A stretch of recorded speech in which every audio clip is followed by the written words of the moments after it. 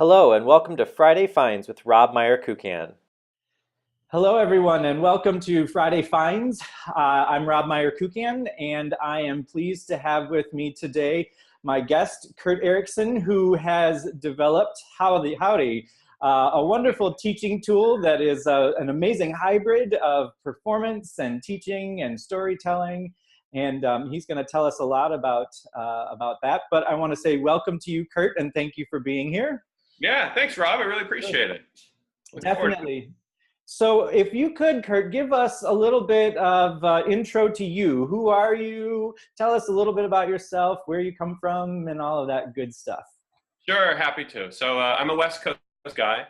I'm a composer, pianist based out here in the San Francisco Bay Area. I'm currently serving as a composer in residence with a group called Leader Alive in San Francisco. Which means that I basically write commissioned works for vocal recitals in the German lieder tradition, the art song tradition.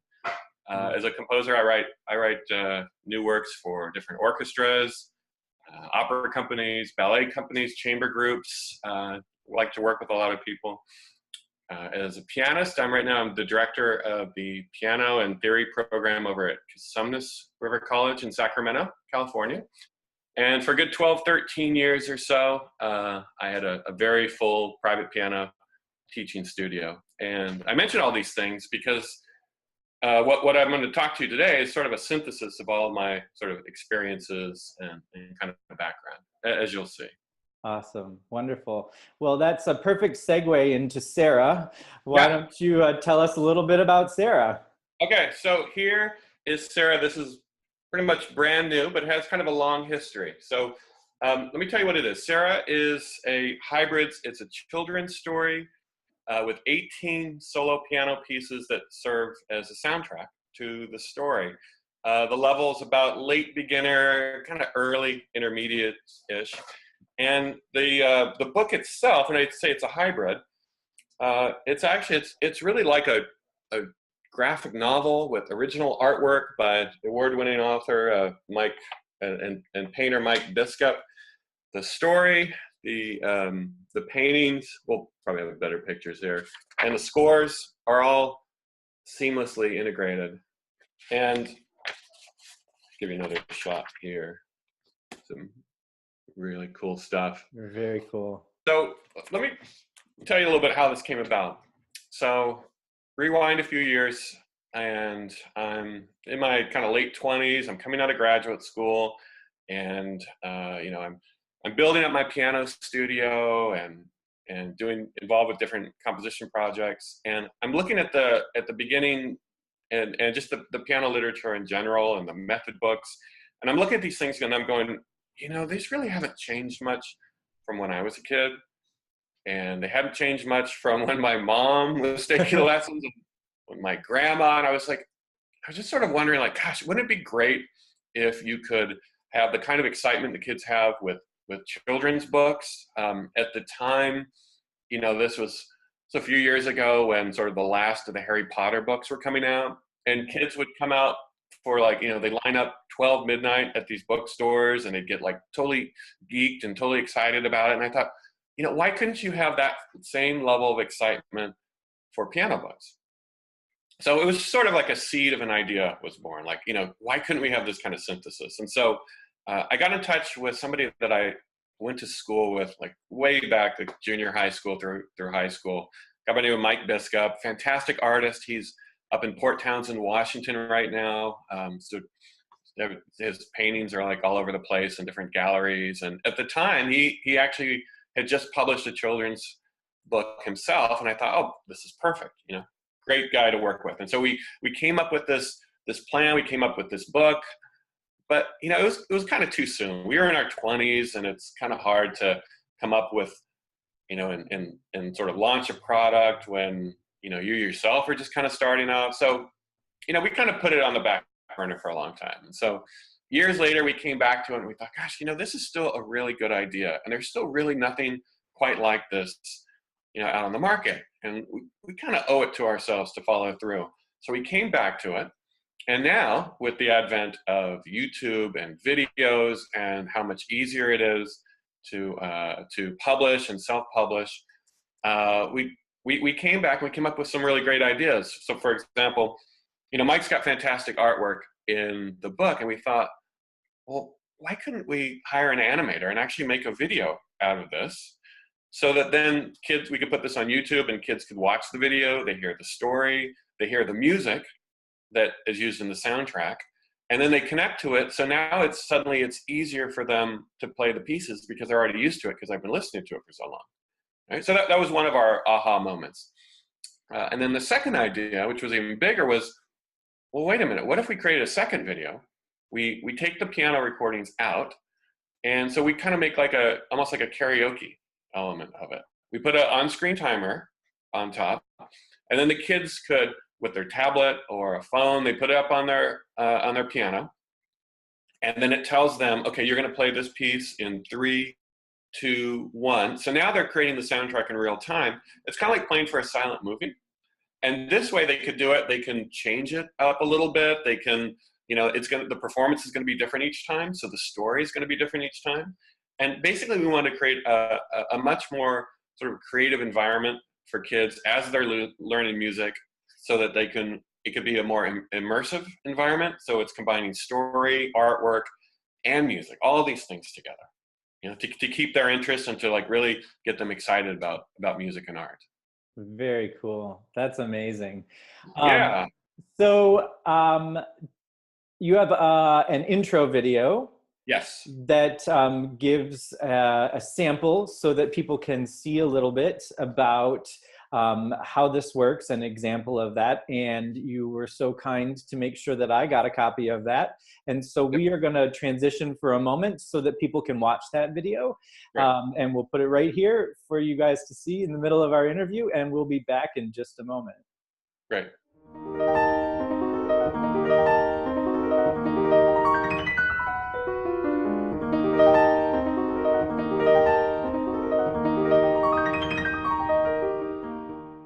Hello and welcome. My name is Kurt Erickson, and I'm the co-creator, along with my friend and colleague Mike Biskup, of Sarah and the Magic Piano. It's our new book. Looks like this. We're very proud of it. Today, I'm going to give you a demonstration to show you just how this innovative new product works. Now, Sarah and the Magic Piano is a hybrid children's story with 18 late beginner solo piano pieces that serve as a soundtrack. The artwork, story, and scores are all seamlessly integrated together, forming a truly new approach to music education. What makes Sarah truly unique are the 2 animated videos we provide. The first one is an entertaining story where the students can listen passively while they're learning the pieces. The second video uses our unique You Create the Soundtrack method to give students an opportunity to create the soundtrack in real time while they're following along with the animated story. Here's how this works. Simply find the video on our website, sarahandthemagicpiano.com, or search for it on YouTube. Select the video that's labeled You Create the Soundtrack and press play to follow along with the video story. And when you do this, at the top of the screen, an on-screen timer will alert you when you have about 5 seconds to start playing each piece. Play the piece as the scroll bar moves from left to right. As you approach the end of the piece, the colors change from green to yellow, and finally to a flashing red, alerting you to stop the piece. Continue in this manner, following along with the story, and play the pieces when prompted. Let's give it a try. Sarah and the Magic Piano. Sarah Haverstock is 10 years old. She likes to walk her dogs, make up stories with friends, and play the piano. One day, Sarah and her mom went to visit Sarah's grandma, Della Mae, who lived in an old creaky house in the center of town. After an hour or so of listening to her mom and grandma catch up on family news, Sarah snuck off to explore. She knew most of the place very well, but there was one door at the end of a long, dimly lit hallway that she had never been through. The door was a deep, rich red color. Painted in the center was an eerie picture of a light bulb with a heart and a brain inside.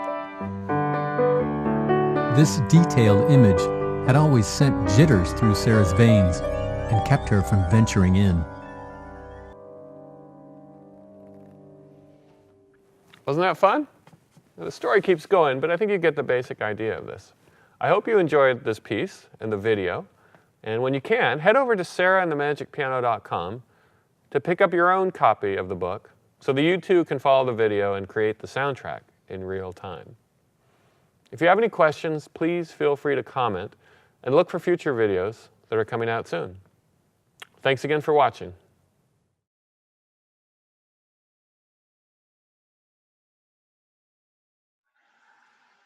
Thank you so much for that video excerpt for us to see and to watch it actually happening in time and to see an example of it. So tell us a little bit about who is using this product now. Sure. Well, yeah, we thought about this. You know, the age kind of levels about, we thought, well, this is probably with the story, maybe like the 6 to 12 kind of range. The pieces from a technical standpoint, late beginner, maybe a couple early intermediate pieces in there. But the one thing that we discovered is that older students and students who are playing, you know, above the level of where the pieces are, we're actually really interested in it because they're the idea of like creating that story in real time and playing it and adding that soundtrack appeals to them. I'll tell you just a little story. We just launched this summer, and we presented this at the California Music Teachers Association annual conference. Excellent. And so we had a keyboard there, and I had like a tablet and a phone we were playing, and so I would play it, and some of the students who were walking around, they would come over, and I remember we had this one kid, it was a 17-year-old kid, tall. He had just won this like award for one of the many contests they have there, and so I heard him play, and he was like really good, but he was so interested in this and the idea of like actual the interactivity between like the video and that he would come back every day, like whenever something wasn't going on, he'd come over. He's like, "Can I play? Can I play? Can I try it?" We're like, "Yeah, absolutely." So even though the pieces themselves are geared toward like a kind of a specific kind of lower level, what we found was that the uniqueness of this and the novelty of it, it sort of transcended that level. And so you had older kids that were interested in it, and they just, they liked the idea of video plus music lessons plus playing the pieces and creating something in real time. Yeah, and we've even talked in different teacher Facebook groups about what a cool way this is for the kids who are, stuck on their phones all the time and maybe distracted by them in lessons, rather than, taking them away and locking them in the cell block or putting them away. Maybe that's your normal routine, but for that time when that the week before Christmas, when everything's kind of crazy and wild, or for that fun spring program you're putting together, it's a really neat way to incorporate technology into. Yeah, for sure. Well, I mean, technology is, it's a part of our students' lives, for better or for worse, whether we wanted to or not. And all the schools now, they're all integrating online learning, again, whatever our individual thoughts about that are. And yeah, of course, cell phones can be super distracting, and I'm probably the worst at this. But if we can create and give them a tool, because it is a tool that is more creative, more immersive, and it's more inspiring, why wouldn't we? Right. Really? I mean, why wouldn't we give them something that is going to inspire them even more? Yeah. And so that was sort of the impetus for this. And it's quite amazing that a lot of times when we have these really unique and special things, they're kind of geared just towards the studio experience, but because it's available on YouTube, they can do it at home. They can go to their grandmas or their aunts and and play it for anyone. Yeah, and that, I'm glad you brought that up, because when all these kids are buying Harry Potter books, or now it's like there's so many, I've got my kids were reading like Geronimo Stilton, or there's so many series where they just get like really excited about it. A lot of times there's no teacher telling them to read this. They do it because they're excited and they want to do it. And so with Sarah and this idea of merging video and soundtrack creation, we wanted to create something that kids would want to do. I mean, sure, you can use it in your studio, and this could be an assignment, but we want the kids to go, oh yeah, I'm jumping on YouTube. I'm going to try playing this. Today I'm going to play it a little slower with for the soundtrack. Next time I'm going to play it a little faster. Maybe I'm going to switch out pieces. I'm going to create a different soundtrack, just to kind of see how it works. And the other thing that I wanted to mention, that something that kind of caught us by surprise. A lot of teachers have approached us, and they've asked if they could use this for their recital, their like December recital or their spring recital. And I'd love to take credit for this, but honestly, we didn't even think about this. And so we've got a number of teachers that, this particular book, there's 18 pieces. So it might be a little bit of a tall order for somebody to play all 18. But what if you split it up? And so you've got one kid who plays, the first 2 or 3 pieces. And then the next kid plays the next 2 or 3 pieces. It's on YouTube. You stream it live. And then now you've got an audience where they're actually not only seeing their kids and family members play, but they're actually seeing them create a story in real time. Yeah. And I think that's really exciting. And that's just, another element that could create a lot of excitement for teachers and students. Yeah, that was my initial thought when I saw it was, we do an outreach recital to an assisted living community in our area. And I thought this would be a fantastic way to include the storytelling and I think that the residents who attend would really be thrilled by it too. Yeah. I think it'd be a really neat way to combine a lot of really cool things. So yeah, absolutely. Yeah. So tell people how they can, for those who are watching, how they can get this. How do they bring Sarah to them? Sure. Well, it's a pretty easy process. Our website is sarahandthemagicpiano.com. Okay. You can purchase the book here. It's $19.95. Once you do so, there's no more hidden fees. The YouTube and you create the soundtrack method is online, so you're free to use it. We would just ask that obviously students buy their own books, but once you buy it, you're all in. Excellent. This is the first product that we've created, the first book, but this is easily replicable. So we're going to have a series of the next one is probably going to be a beginners, because we've been talking about that. Maybe a couple of beginners. We're probably going to do some theme books, holiday themes. Some more advanced, but we kind of see this as like a series. We kind of want to be like the choose your own adventure for piano lessons. Very cool. Yeah, that's very, very cool. So I think that one important thing that came out of this is that this resource is not something that comes with a studio license to reproduce. This is a single license use. And so for every student who uses it, they need to have their own copy. Yeah, that's correct. Although we have had a couple teachers who have approached us about studio licensing. Okay. And so if there are some teachers that are watching this, they're interested, just shoot us an email, and we'll work with you. Perfect. We've already started that process, and we're happy to do that. Wonderful. And that's an excellent segue to my next question, which is, how do people reach you? What's the best way to get a hold of you? Well, let's see. Our webpage, you can contact us there. I'm on Facebook. I'll even give you my personal email. It's kurterickson7@gmail.com. Okay. My website is kurterickson.com. I'm out there. Excellent. Very good. Is there anything else you'd like to share with us about Sarah? Wow. Well, I think we've talked a lot about it. I'm just really excited to